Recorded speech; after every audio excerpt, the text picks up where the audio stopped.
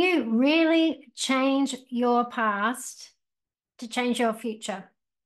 That's what I'm talking about in this episode. And the good news is that with timeline therapy, you can, in fact, change your past. Now, that might seem kind of crazy, but I'm going to explain to you just exactly how you can, in fact, change your past. I've done it myself. I've helped other people do this. And as a result, myself and many of my clients and students have created a very different future for themselves.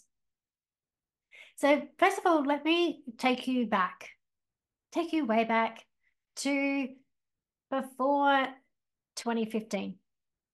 Now, if you've listened to some of my other episodes, you will know that I have done a lot of work on myself, and the reason I'm so passionate about coaching and teaching people how to coach and teaching coaching communication skills and NLP and timeline therapy very much started with the profound effect that it had on my own life personally and my desire to be a really positive role model for my daughter. And then beyond that, to really make a positive impact on the world and the ripple effect that gets sent out. So way back before 2015, before 2016, there was a time when I had loads of fear. Mostly it was fear of people. I didn't necessarily have phobias. I did have a bit of a spider phobia that my mum passed down to me, which I've mostly sorted out. But most of my fear was really around people. So people and relating to people. So I had loads of fears around rejection, fears of abandonment, that someone was going to get me. That was a really interesting one. I had this fear for many, many years that someone was going to get me. And I'll talk about that a bit later in this episode as well.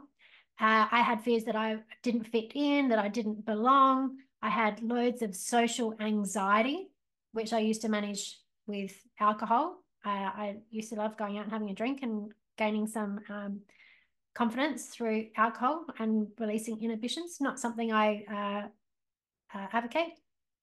Did I say that right? Advocate. I don't recommend.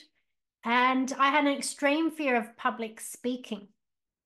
And I was just talking about public speaking in the Coaching Circle Insiders actually just this morning, which is the subscription coaching and business coaching program that I have that come off the back of this podcast, where I do weekly training. And I was just talking about public speaking this morning in there.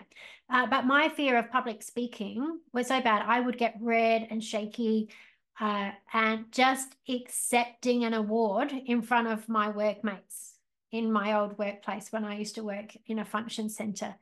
It was terrible. I would just feel so uncomfortable and my voice would shake. I'd go red. My legs would be shaking. I'd swear everyone could see my legs were shaking. I didn't want to hold a piece of paper because I knew people would be able to see that I was shaking. It was intense. And I had fears of asking for money. I had fears of doing sales. In fact, I left a job in the banking industry because I had sales targets and I hated it. I hated asking people, like I hated doing sales. I had fears of being in front of the camera when I first got into business. I remember doing this 90-day video challenge. I was petrified of being in front of the camera. I had imposter syndrome. I feared that I'd say the wrong thing. I feared that people wouldn't like me. I could go on, but I think you get the picture. And you most likely can relate to some of these, okay? Because these aren't things that are uncommon. People have all types of fears and worries and doubts and, all kinds of negative emotions. Now, I have released pretty much all of these fears, especially the ones around speaking, being on camera, sales, all those things, luckily.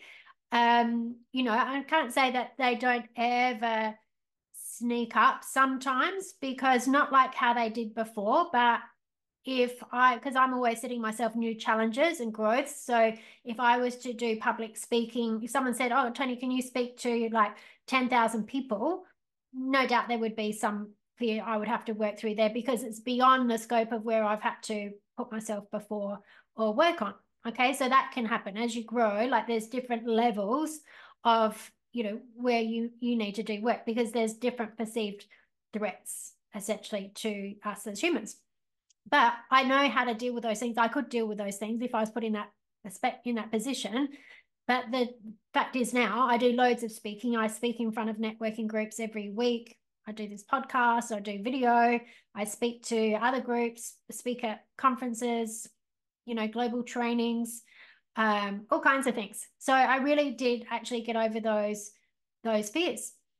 And so as a result, I've been able to release a lot of those fears. I've been able to create really healthy relationships with those really close to me, including my partner, my daughter. I've been, like I said, speaking and standing up in front of training rooms with global audiences for like days on end.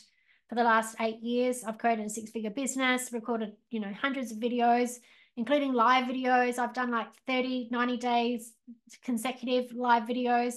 And the podcast is now up to, I think this is about episode 28. We've had over 1,000 downloads, which I'm very excited about because that beats about 87% of podcasters that quit after 13 episodes. That's very interesting, isn't it? So all of these things, the reason why I'm telling you these things is because all of these achievements seemed completely impossible for me before I come across timeline therapy and learned how my brain created these fears and how I could release them and do it very, very quickly.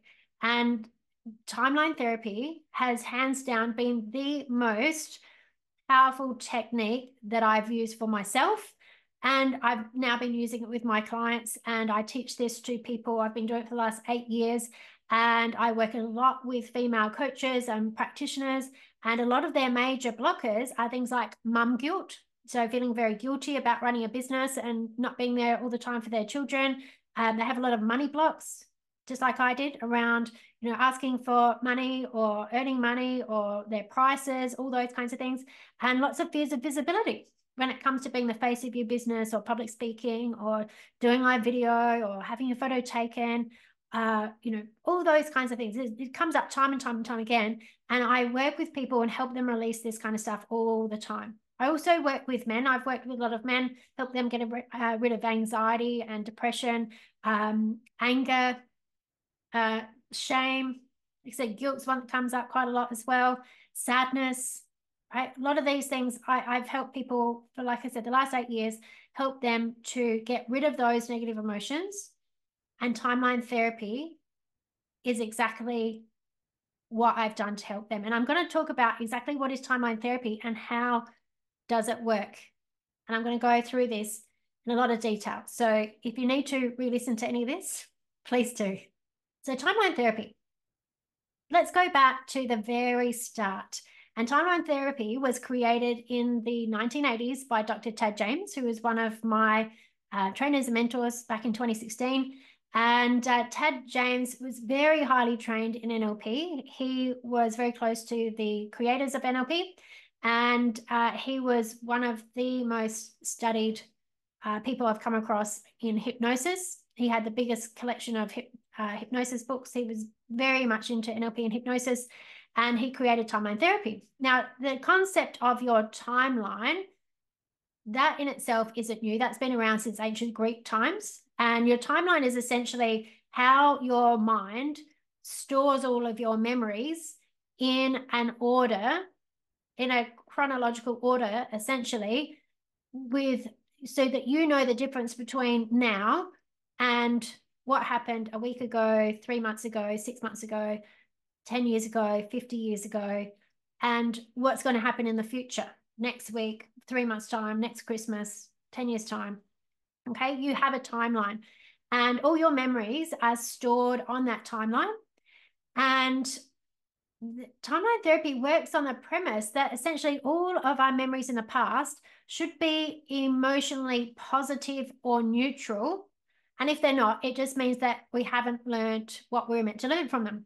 Okay, so if you think about a memory in the past, a memory of anything that happened, it could be a really great memory or it could be a really negative memory. okay, a bad memory about something, and you think about what's in that memory, there will likely be some kind of picture or movie that plays in your mind. There might be some sounds. There might be some things that you hear people that they said, or there was music playing, or that there was some other kind of sound that was relevant. And there will be some kind of emotions attached to that memory. Okay, so thinking about that memory, if it was a really happy time, thinking about that memory can create feelings of happiness within you right now. Okay, we can all think about times in the past when we had a really great time and we loved it and there was a lot of positive emotions, and thinking about that can create that positive emotion in your body again.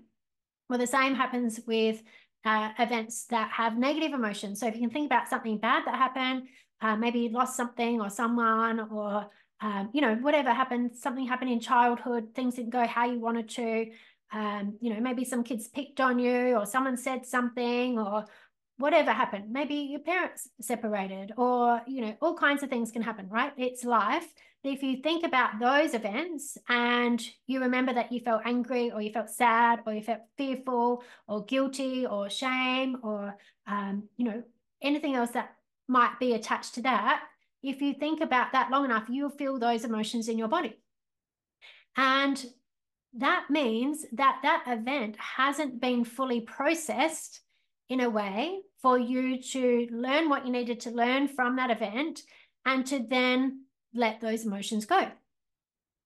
And so to think about this, we have to come from the premise that essentially life is happening for you, not to you. Okay, now this is something that sometimes takes a bit to get your head around, because you think, well, how could something bad happening to me ever be for me? Well, if you are still alive now, then it didn't kill you, and there was a purpose for it happening in your life. And you can either choose to find those learnings, which could be learnings about your own strength, your own character, you know, how important it is for you to stand up for yourself, understanding other people in relation to yourself. There could be a whole range of learnings. It could be that you learned the importance of integrity. It could be that you learned the importance of trusting your gut. It could be that you learned that you are actually, you know, a good person, that that event didn't happen because there was something wrong with you, like you thought at the time, but in fact, it was about the other person. There could be a whole range of learnings that you can get, or you have the opportunity to get from that event. And the problem is that you can only hold on to the negative emotions or get the learnings. Okay, you can't do both. So you have to be prepared to let the negative emotions go. And sometimes people are more than willing to let go of negative emotions. Sometimes people feel justified in holding on to negative emotions. Okay, or people are told that there's no way that they'll get over that thing. Have you ever heard that? People say, oh my God, those poor children, that's happened to them. They'll never get over this. That's one of the worst things that you could ever say to someone. Okay, people can move on and get over anything that they want to. They can release negative emotions. Anything that's happened to you in your past is not meant to be a life sentence. Okay, and this can be different cultures, have different ideas about this. You know, often I do a lot of coaching with people who've had people pass, and there's part of them that thinks that they have to be sad to honor that person. You don't have to be sad to honor a person. You can honor a person in a much more positive way. And in fact, if you ask the person who passed if they want you to be sad about them for the rest of your life, I guarantee you they'd say no. They would much rather you think about them with love and joy for everything that they brought to your life than focus on the loss of them not being there anymore. So there's lots of ways we can think about this. But essentially, the important thing is to know that holding on to negative emotions doesn't only stop you from learning what you needed to learn, but it's actually not good for your body. Okay, so your memories are stored in your unconscious mind, which is the domain of the body. And so when you're holding on to a lot of emotions from the past, whether they're anger, sadness, fear, hurt, guilt, shame, or anything else like that, that energy, because emotions are energy in motion, that energy will have a negative impact on your body as well as the experience of life that you have now and into the future. So, for an example of this is if you have a lot of fear from the past, for whatever reason, whatever's happened, and there's a lot of fear attached to those memories, what will happen is that you will project that fear onto the future. And when I say project, I mean those feelings of fear form a filter through which you perceive reality.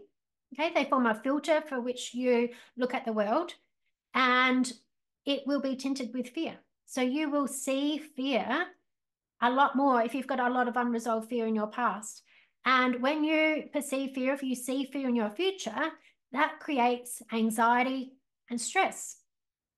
Okay, it's not good for you. It's not good for you. So being able to release that fear from the past will stop you from seeing the world through a filter of fear, and you will stop creating anxiety and stress for yourself. Sadness that's held onto from the past can very much lead to depression and lowered immune system. Anger held onto from the past can affect the heart. There's loads of studies and books that you can read about the negative effects of on the body from holding on to negative emotions. So if you look at the work of Louise Hay, Deepak Chopra, even if you go into some of the work of Dr. Joe Dispenza, Dr. Bruce Lipton, there's loads and loads and loads of information about it, that holding on to negative emotions in the unconscious mind, in the body, is detrimental for the body. It's detrimental for health, and it will also give you a lower experience of your current reality. Okay, so, that's really one thing that's important to know, because often people think, well, whatever's happened in the past, it's in the past. As long as I've got it packed away tightly enough, it's not affecting me now. Well, that's not entirely true. Okay, your unconscious mind is putting a lot of energy to keep it repressed in your past, but it will be affecting you somehow, in some form, in your current life and in your future life. But like I said, it's a choice. It's a choice that you make about whether, you want to do the work and release those things from the past, or if you want to hold them in your body. So holding these negative emotions in your body doesn't just have a negative effect on your health and happiness, but it also prevents you from learning the lessons, the wisdom, or the truth about you as a person. Okay, it's disempowering to be a victim to the past and let it affect your present and future. Because if you're unwilling to let go of negative emotions, and right now you might not know how to, but I'm going to talk about this and how we do it in timeline therapy. If you're not willing to let go of negative emotion from the past, you're essentially stunting your own personal growth, because you can't grow while holding on to a negative emotion, because a negative emotion says that something happened that is out of alignment with me and I can't do anything to change it. And that's not the truth of who you are. You are a magnificent being who is here to experience and learn and grow. And sometimes there'll be challenges, and sometimes there'll be negative emotions that you experience, but they're not for you to be held on to. They're to be processed. They're to be learned from. They're to be released, so that you can raise your energy and your vibration, and you can, like I said, grow, learn, evolve, gather more wisdom, and create more of what you want to happen in your life. And when we talk about patterns, cycles of things happening over and over and over again, that comes from people refusing to find the lesson. So the thing is, when you see patterns in your life, like maybe you get into the same type of relationships and they go bad, and then you get out of that one and you get in another one. I've been there. I've been there. No judgment. It's because there's lessons that you need to learn. Okay, it could happen in the workplace. Maybe you get a certain type of boss or a certain type of client who gives you a hard time, and you just get into victim mode and say it's all about them and never learn the lesson. You'll keep getting that same pattern back. Okay, so it's really important. These things are happening. Again, life is happening for you, not to you. And as much as often people want to be able to blame others for how they treat them or how they feel, if you want to be stuck in that from that perspective, you're robbing yourself of your own empowerment. to create a different reality for yourself. Because the truth is you can't control anyone else. You can't change what anyone else does. You can only control or change yourself and how you respond, how you react, what you allow, how you think, how you perceive things, what you decide things mean, and how much you work on yourself. Okay. And I know that since I have and I could have come up with all the reasons in the world, and I know my clients are the same. People have things that happen to them. I had my parents divorced when I was very young. Both my parents have been remarried several times. We moved house a lot of times. We had a split family. There was all kinds of different issues and things that went on. I could say, well, I'm a victim of that, right? It could sound true because that's what happened. And it could very much explain how I created all these fears for myself. But I don't have any control over that situation. And if I want to blame it, I have to keep that situation. If I want to change it, I have to go, okay, yeah, I can see how all that happened, but it's my responsibility to change it. And I want to create a different reality. So I want to stop having the past have any kind of hold over me. Okay, so it's a really important thing to do. So when we look at these problems and these negative emotions, more often than not, the root cause of these problems, so where they actually started, when you are 7 years old or younger. So when you're very young. And so this is really key, okay? Because when you're very young, you don't have the ability to critically analyze a situation. Okay, you think about a child that's 1, 2, 3, 4, 5, 6. If something happens, they don't have the neurology to critically analyze people's behavior, the world, any other thing to make anything rational.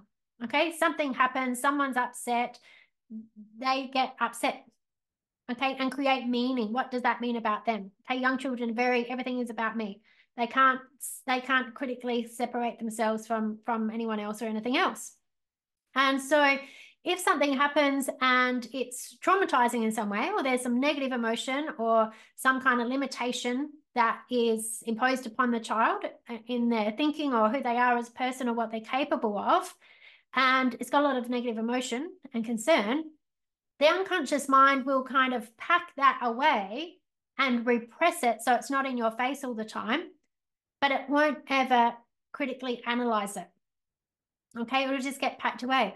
And so what happens then is as you grow into being an adult, there'll be elements of these memories with emotions and limiting beliefs that are still filtering your reality as an adult, okay, but they were developed with the neurology of you as a little child, and you're not consciously aware of it. You're not consciously aware of it. Now, I'll give you a really interesting example of this. When I was little, I grew up with my dad as a single dad for several years, and he was quite involved in a lot of ways. He had his own business, so he worked a lot. But I remember he took us to parent-teacher night at our school.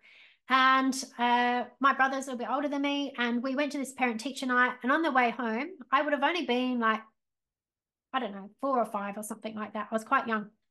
And on the way home, it was getting dark, and Dad thought it would be hilarious if he chased us playing a game, right, like boogeyman in the dark type thing, going, I'm going to get you, I'm going to get you, right? It freaked the crap out of me because I was a little girl, and as soon as Dad realized it was actually too scary for me, he stopped doing it, right? But it was very, very scary. Okay, I was a little child, it was dark. My dad had a deep, scary voice on. He was playing boogie monsters in the dark, right, chasing us down the road.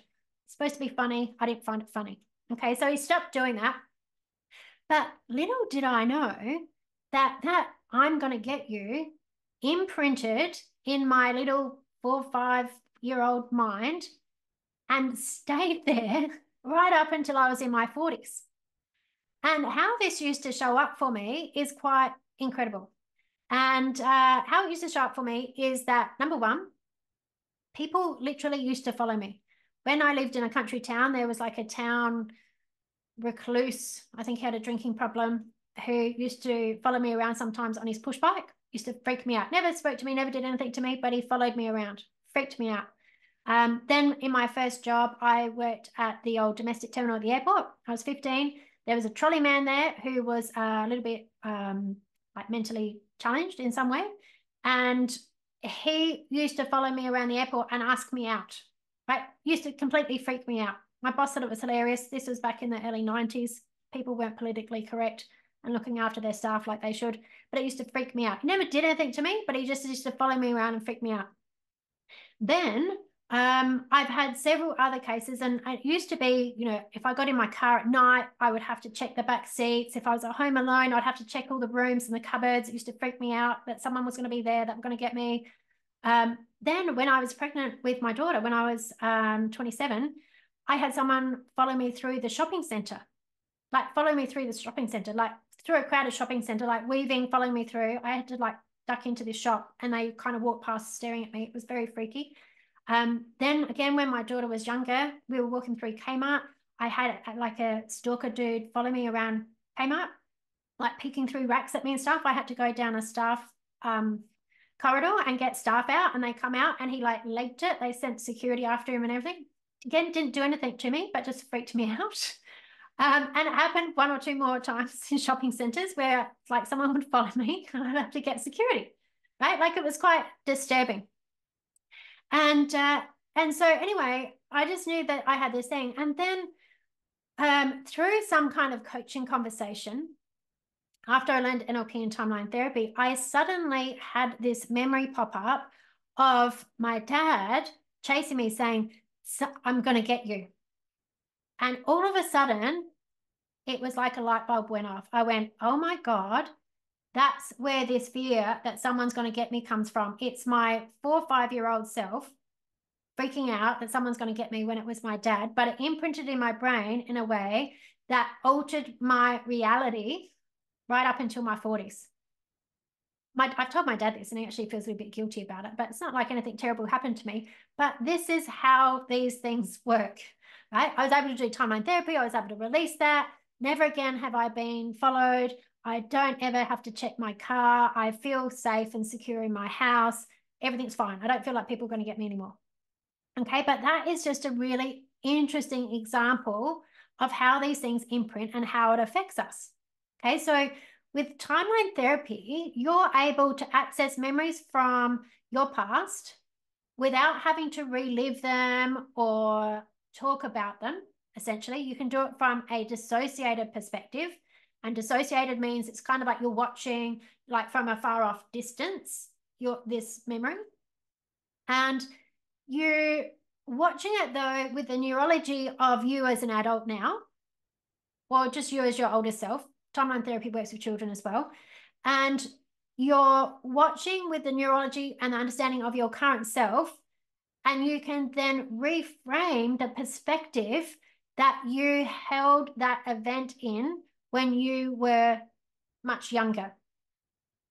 Okay, because when you've got the ability to critically analyze and think differently, you get very different perspectives. You know that you survived. You know that a lot of other different things. You've got a lot of different understandings about the world. You can do it from a different angle, which means you're not in it. When you're right in it, you're associated and you can only see it from that perspective. But when you do timeline therapy, you're outside of it. You can see it from all perspectives, which means you shift the meaning of that event. And when you shift the meaning of that event, you're essentially changing the past. Okay, because any event, anything that's ever happened to you, the main thing that's important about that is the meaning that you make.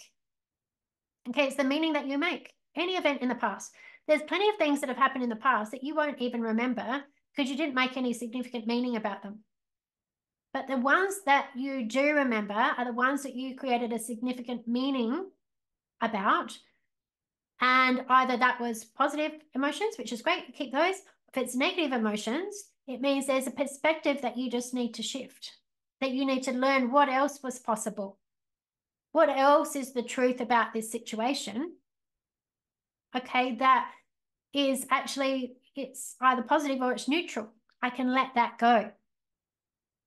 And that is a super, super powerful thing. And the fact is, the more timeline therapy that you do in being able to reframe the past and let go of emotions and limiting beliefs, the better ability you have to critically analyze situations that happen in your current time. So not only do you clean up the filters of the past that you look through the world at, but you train your mind how to think about the current situation from a multi-dimensional perspective, which gives you a much more grounded and whole perspective of life. It makes life so much easier. It makes you realize that not everything is about you, that you get to realize that you're the person in control of how you feel about anything at any given time. Right? Your body, you in this vessel is the only reality you get to experience. And the thing that most people don't understand is it's you who gets to choose what that experience is. Right? It's very, very, very powerful. So when we're releasing things like negative emotions, what we do is we look for what is the root cause. And there's a particular process through timeline therapy that takes you step by step through this to discover what is the root cause. Because when we look at memories, they're stored, the mechanics of memories and how they're stored is called a gestalt. And Fritz Perls in the, I don't know, 1900s or something like that, discovered this. But gestalt is essentially a group of memories around a particular thing. So you'll have a group of memories that's called anger, group of memories called sadness, group of memories called love, happiness. You can have a group of memories around riding bikes. You can have a group of memories around any kind of thing. But for negative emotions, what we want to do is find the very first event, which is the root cause of that gestalt. And when we reframe that and process that, then we can collapse that whole gestalt and let go of all the negative emotions on every event from that very first time all the way through to now. And it can happen in as little as 10 minutes, sometimes even less. It is super powerful. Now, this works due to concepts of quantum physics, and I'm not going to make this episode a thing about quantum physics. If you want to learn a lot about quantum physics and how we create our reality, I recommend you come and do NLP Master Practitioner training with me, because we go a lot into the holographic universe and calculus, or the Cartesian coordinates, and quantum linguistics, and a whole range of things of how we create reality and looking at reality from a multidimensional view. But this is how timeline therapy works. Okay, so essentially the timeline therapy works because the position in quantum physics, which is called the non-mirror image reverse, it acts like antimatter. And so it dissolves your perspective on that past event. And it does it very effectively. And once you have done that, it's gone. It's changed for good. Okay, so you've effectively changed the past. You haven't changed any kind of physical event that happened in the past, but you are changing the meaning that you made about it. And the meaning is the only thing that really matters, okay, when it comes to how you feel and your experience of life. And so timeline therapy is especially good for releasing negative emotions, like I said, anger, sadness, fear, hurt, guilt, shame, frustration, jealousy, resentment, any of those things. It's also very good for releasing phobias. I release phobias for people every single time I teach practitioner training, and sometimes with my clients. I'm not necessarily advertising to release phobias, but sometimes people have phobias that I work with and I help them release them.